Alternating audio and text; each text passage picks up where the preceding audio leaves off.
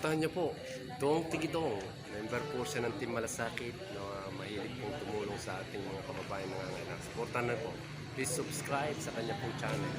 Maraming salamat po. Dong Tigidong. Dong Tigidong po. Salamat sir. Pwede niyo po akong Hello mga kalingap, magandang umaga.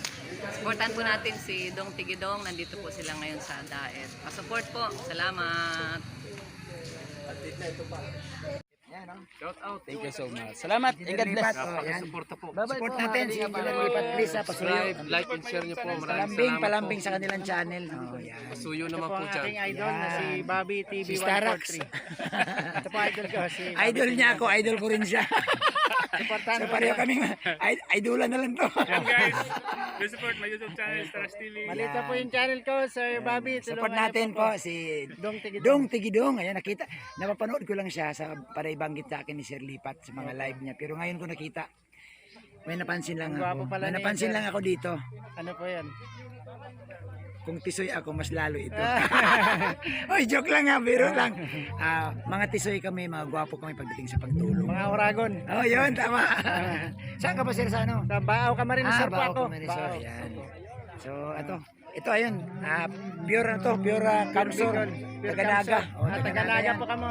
Taganaga yan, Silin TV 143. Ayan, Silin TV 143. yan, si Agum. Agom po kayo. Mahay na usto. Maray na ito din po. Mr. Ron. Mga kalingap. Ayan, Master Ron official po. Ayan, siyempre nandito si Dong Tigidong. Sir Dong Tigidong. Member po siya ng Team Malasakit headed by Engineer Ruel Silipan. Support po natin, subscribe po natin. Dong Tigidong. Salamat. Ayan. Yan, good morning po mga kalingap. Please subscribe po. Don Tigudon ng Team Malasakit. Yan po. Subscribe po natin. Don't skip it para makatulong po. Maraming salamat. Salamat po sa iyo, Team Kagawad. Supportan po natin si Team Kagawad. Thank you po. Salamat sa iyo, Team Kagawad. Diyos mabalos po. Another Bicolano po yan. Kami sa likod natin si Don Don. Mabait na po yan. Okay po yan. Very good na si Don Don. Mag-almusal kami guys dito sa Lighthouse. Kasi po tayo, kape. Kape-kape muna. Hello po mga Team Malasakit. Dito po tayo ngayon sa Lighthouse. Kasama ko po si Raimundo Dacuba Vlogs. Gusto pong ipakilala sa inyo mga Team Malasakit, Team Kalingap, na suportahan po natin ang kanyang channel si Raimundo Dacuba. Siya po yung anak ni Lola Damiana. Tama po? Kayo po yung anak. Bunsong anak. Bunsong anak. Ilan po kayong magkakapatid, sir? Tatlo pag magkapatid, Ilan po ang babae at lalaki? puro kami lalaki. Wow! Ang Solid pala. Ang panggitan namin ay patay na, kaya dalawa lang kami. Ilang taon na po kayo? 50 anyos na po ako. 20 anyos. Marso. Ayun, halos magkaedad lang pala tayo. 92. Manoy mo pala ako, Manoy. Taga saan po kamo talaga? Taga Panganiban ako. Pero ang nanay ko ay ginubatan. Yun po, taga Albay pala si Lola Damiana. Okay. Yan po si Raimundo Dacuba Vlogs. Paano niyo po nag-umpisa sa YouTube channel? Paano niyo po inumpisahan ang channel na Nag-umpisa ako sa YouTube ay yung dahil sa nanay ko. Nung kakuha nila kay Bal, tagkat na marami ng vlogger sa pupunta. Tapos nagpa ng mga kuan na may nagturo sa akin na nagba-vlog din ako. Ako ay vlog na tinuruan ako na mag-vlog. Na meron magiging isang sponsor na video kay nanay na ibabasa sa cellphone?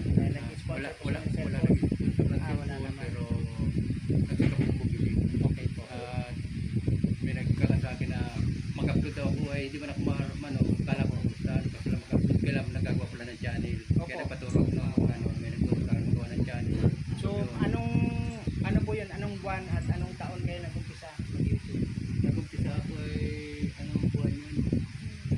June yata ay hindi June. Last year po, year. 2021. Wala pa nga akong isang taon yun. Pero ngayon po ay monetized channel na kayo. No? Wow, congratulations na Sir Raymond. Ngayon po, pwede niyo pong ikwento yung siya naging ina sa inyo pong tatlong magkakapatid? Puro kasi po, karaniwan po kasi pag lalaki ay mga puro pasaway at kung may mga babae sana ay pwedeng tumulong sa paglalaba. Kayo po bilang tatlong lalaki, ano pong naitulong nyo kay Lola Damiana? Okay, pag-tulog ko para sa trabaho ko, nung maliit pa ako ay sa kanya lang, libre ko ang pira sa kanya. Hindi ako dapat. Yun. So ano pong mga trabaho naman ang ina-accept nyo sa ibang tao? Ako ay nagsimula nung maliit pa ako, nung 8 taon pa lang ako ay nagraraha ako ng kahoy. Okay. Nagraraha kami. Ibig sabihin po ng nagraraha ay panggatong? Panggatong. Titinda po sila ng panggatong guys. Pinuputol-putol, sinisibak, tinatali, tama po. Tapos yung nagre-res-res, tinatanggal yung mga dahon para mapili lang yung panggatong. So magkano po yung natatanggap niyo nung Ay noong una, ang isang daan ay 150 tapos ang 100 bundle, isang bundle, tali. 100 tali. Maliit pa yun. Mura lang po noon, Wala ba? 50 centavos. Pero 150 pesos. 150 pesos. Okay po. So okay na rin, nakakatulong na rin po 'yon. Tapos nung matapos yun ng natuto ako mag illegal cutting. Yung pong Yung parang lalagari ng timano logging, illegal logging. Saan po kayong pwesto nyo? Saan kayo nag-illegal sa cutting? Panganiban. Pero hindi naman po nahuhuli so far. O noon, wala kayong experience na napagbawalan kayo. Bawal, pero yung mga krami binabawal, yung mga sariwa, kami man yung mga sariwa. Okay naman po Tumba yun na. kasi tumba na yun. Pinapalabi. O pwede na po yung gawing panggatong. Hindi yung ginagawang tabla, yung illegal cutting timano. Pwede rin po yung mga nyog, mga milibili. Ginagamit nyo yun. Mahogany, kung ano po yung available. Kagaya ng nara. Ano po ba ang mahal na kahoy na lumber na nabebenta nyo nung araw? Ay, nung unang mga araw, yung matitigas talaga mga asin, mga Asi. lawaan. Ayan, lawaan, matitibay po yan. Matitibay. Pwede po Yun yung ay- gawing hamba, ano? Yung mga una ay naging konsum ng pulpe. Yung una pa yun. 8. So noong pong natuto kayo noon, medyo ganda-ganda na yung kita nyo. May sa, hindi mo maganda. Pera mo makapinta. May order lang, Order lang. So tuwan-tuwa po noon si Lola Damiana sa inyo dahil isa po kayo sa anak niya na nakakatulong na. So ilan taon po kayo nagkaroon ng girlfriend at nag-asawa? Ay, nagkatawa ko nagkatawa ko 3 years na ako. Okay, tama-tama lang po yun. Ako nga po nag-asawa din ay 23, parehas po tayo. Pwede niyo pong ipakilala ang naging asawa niyo? Ay, wala na. Tula dito. Wala na. Wala na po. Kakalungkot naman po yun. Diba? Binata na yan. Sino po yung kasama niyo?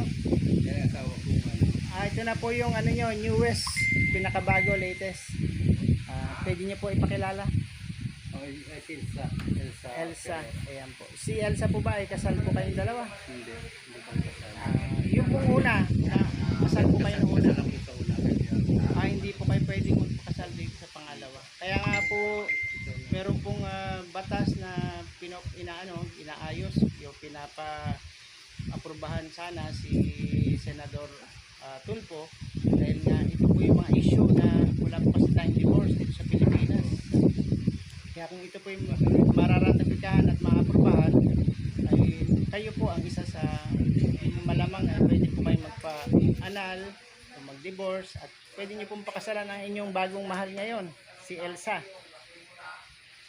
Meron na po kayong anak ni Ma'am Elsa. meron na po. Ito po. Si Bebe Ele. Ilan po sila? Isa pa lang. Isa pa lang. Okay, congratulations. Oo. Malusog naman po siya. Yun po.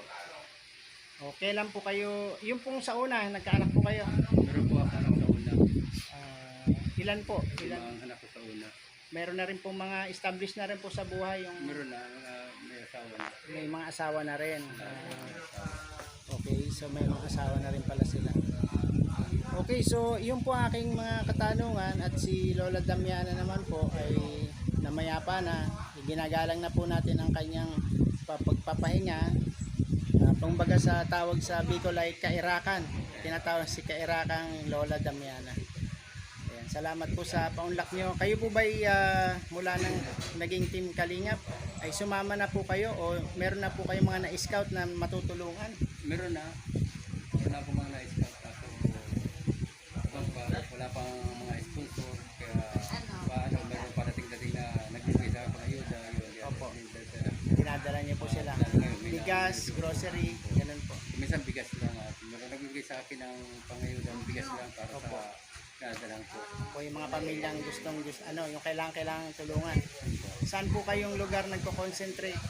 Ako yung naka-concentrate ay sa Paracali. Sa Paracali. Sa Panginiban. So dalawang place po yon. Kasi yung lugar niyo po ay Panganiban, ano? Doon na rin po kayo nag-i-star. At saka sa Paracali. Malapit na po ba yung Paracali? Doon sa Panganiban? Isang bayan. Magkatabi na. Isang bayan lang po. Third bayan. So yun po, pinakikilala ko po sa inyo si Raimundo na marami na rin po natutulungan sa Paracali at sa Panganiban. Ang kailangan na lang po ay sponsor. So sa mga gusto po mag-sponsor, kahit pa barya-barya lang, pakunti-kunti lang, pwede niyo po ipadala kay Raimundo. At ito pong channel niya ay pwede kayo mag-comment doon, mag-iwan kayo ng message para po sa mga maitutulong nyo ay maipadala natin. Pwede po kayo mag-promote, Raimundo. Pag-i-subscribe po, Raimundo Dacuba Vlog at saka si Kuya Dong Tigidong po. Dong Tigidong po, si Dong Tigidong. subscribe po. Yung di para subscribe kay Ding Tigidong, subscribe na rin po. At sa mga team Kalinga po, yung di pa naka-subscribe, pag-subscribe na rin po. Kay Kuya Bal at Ate Edna at kay Rab, Kalinga Rab yan, pag-subscribe na rin po. Ayun po, sana po ay maging modelo natin at may natutunan po tayo sa buhay ni Kuya Raimundo dahil isa po siyang naging mabuting anak sa kanyang lola Daniela.